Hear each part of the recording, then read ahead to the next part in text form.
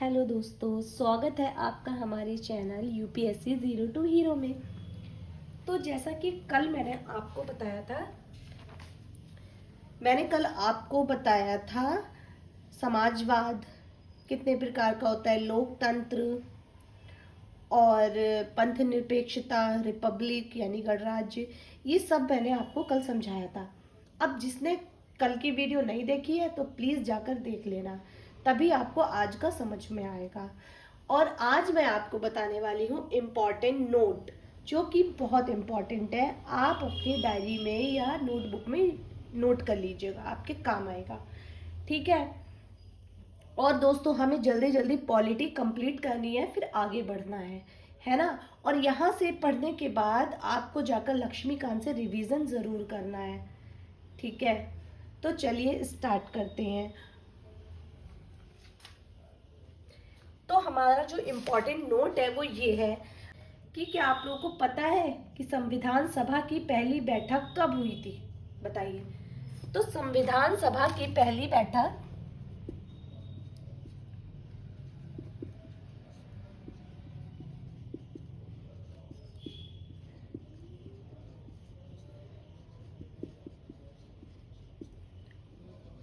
9 दिसंबर 1946 यानी 1946 को हुई। जो लोग पढ़ रहे होंगे अच्छे से उनको बेशक ये बात पता होगी, और नहीं पता है तो अभी पता चली गई है ना। तो संविधान सभा की पहली बैठक 9 दिसंबर 1946 को हुई। अब क्या हुआ? मुस्लिम लीग ने बैठक का बहिष्कार किया। ठीक है, किसने बहिष्कार किया? मुस्लिम लीग ने। मुस्लिम लीग ने क्या किया? बैठक का बहिष्कार किया और अलग पाकिस्तान की मांग पर बल दिया। ठीक है, संविधान सभा की पहली बैठक 9 दिसंबर 1946 को हुई। तो इस पर मुस्लिम लीग जो थे उन्होंने बहिष्कार किया इस बैठक का, और उन्होंने एक मांग रखी कि हम अपना एक अलग बनाएंगे, पाकिस्तान बनाने की मांग की, पर बल दिया उन्होंने। इसलिए बैठक में केवल 211 सदस्यों ने ही हिस्सा लिया। ठीक है, 211 सदस्यों ने हिस्सा लिया,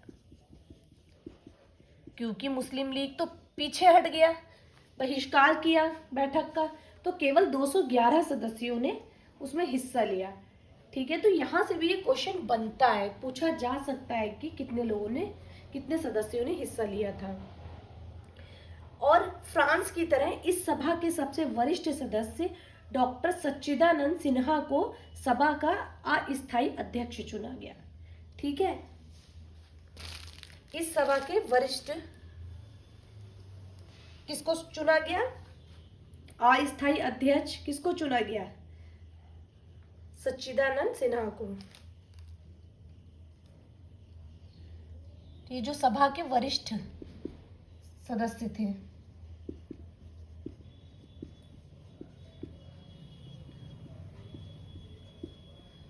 डॉक्टर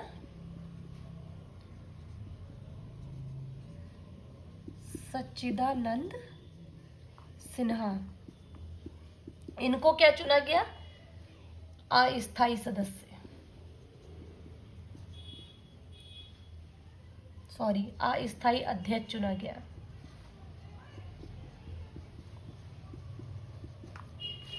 ठीक है, इनको सभा का, अब आप लोग इतना तो जान गए होंगे अच्छे से। ठीक है, बिल्कुल रट लेना, ये चीजें बहुत इंपॉर्टेंट है, इसीलिए मैंने ऊपर लिख दिया है इंपॉर्टेंट नोट। ठीक है, संविधान सभा की बैठक 9 दिसंबर 1946 को हुई। मुस्लिम लीग ने इसका बहिष्कार किया और इसमें हिस्सा नहीं लिया। उन्होंने अपनी एक अलग मांग पर बल दिया, जो कि उनकी मांग थी पाकिस्तान बनाने की। 211 सदस्यों ने ही हिस्सा लिया। सभा के वरिष्ठ सदस्य जो थे डॉक्टर सच्चिदानंद सिन्हा, उनको अस्थायी अध्यक्ष चुना गया। ठीक है, यहां तक तो आप लोग समझ गए। बाद में आप लोग ध्यान दीजिए, बाद में डॉक्टर राजेंद्र प्रसाद संविधान सभा के स्थायी अध्यक्ष निर्वाचित हुए। उसी प्रकार डॉक्टर एच.सी. मुखर्जी तथा वीटी कृष्णमाचारी सभा के उपाध्यक्ष निर्वाचित हुए। ठीक है, दूसरे शब्दों में संविधान सभा के 2 उपाध्यक्ष थे। ये बहुत इंपॉर्टेंट बात है। देखिए, संविधान सभा के उपाध्यक्ष कितने थे? 2। ये याद रखिएगा आप, डॉक्टर HC मुखर्जी और वीटी कृष्णमाचारी। ठीक है, स्थायी अध्यक्ष राजेंद्र प्रसाद और उपाध्यक्ष 2 थे। इस बात को ध्यान में रखिएगा आप लोग। आगे 13 दिसंबर 1946 को नेहरू ने सभा में ऐतिहासिक उद्देश्य प्रस्ताव पेश किया। ठीक है, नेहरू जी ने 13 दिसंबर 1946 यानी 13 दिसंबर 1946 को नेहरू जी ने सभा में ऐतिहासिक उद्देश्य प्रस्ताव पेश किया। सभा में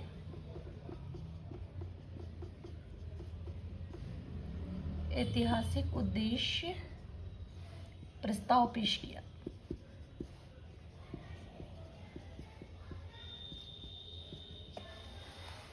ठीक है, इसमें संवैधानिक संरचना के ढांचे दर्शन की झलक थी। इसमें क्या था? संवैधानिक जो संरचना है उसके ढांचे की को दर्शाया गया था। जो इन्होंने प्रस्ताव पेश किया तो उसमें संवैधानिक ढांचे की एक झलक थी।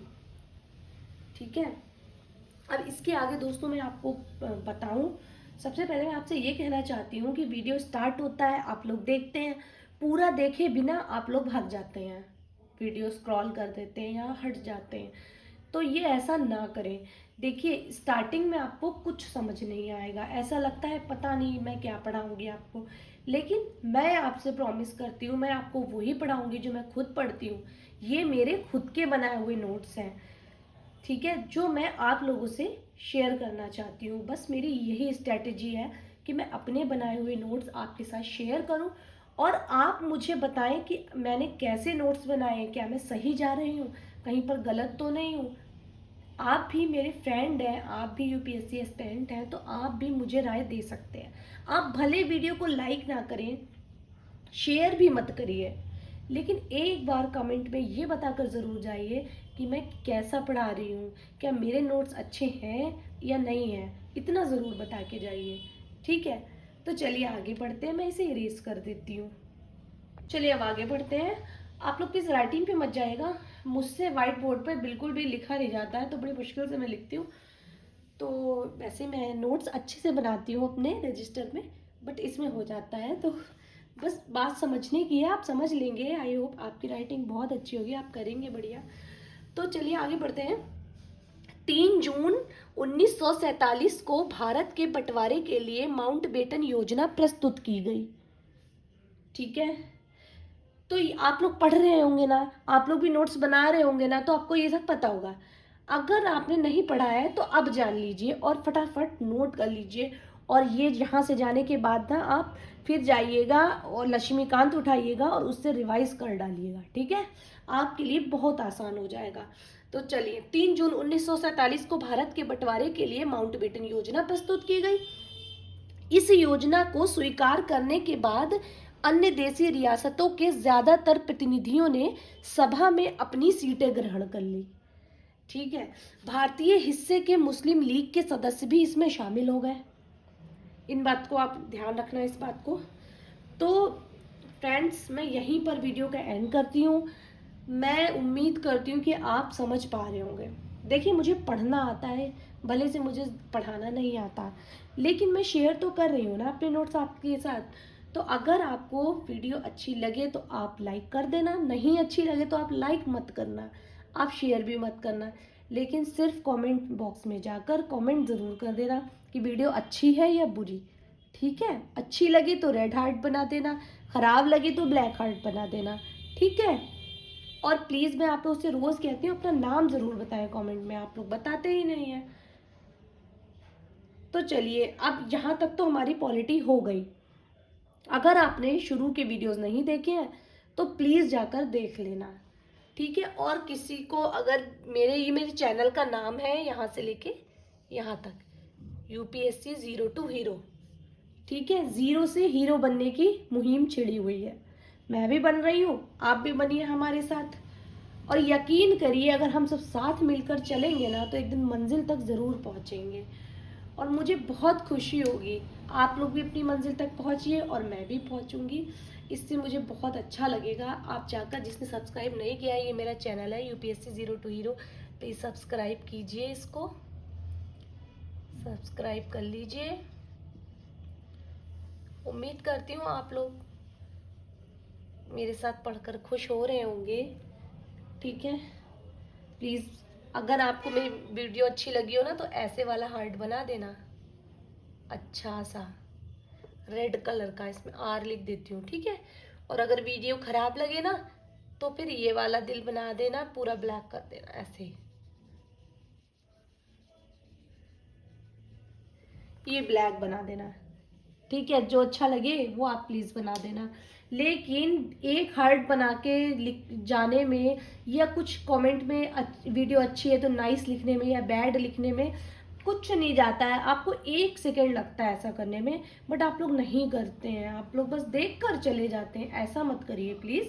कुछ तो मुझे भी पता चले ना कि हमारे जो व्यूअर्स हैं, फ्रेंड्स हैं, वो क्या सोच रहे हैं मेरे बारे में।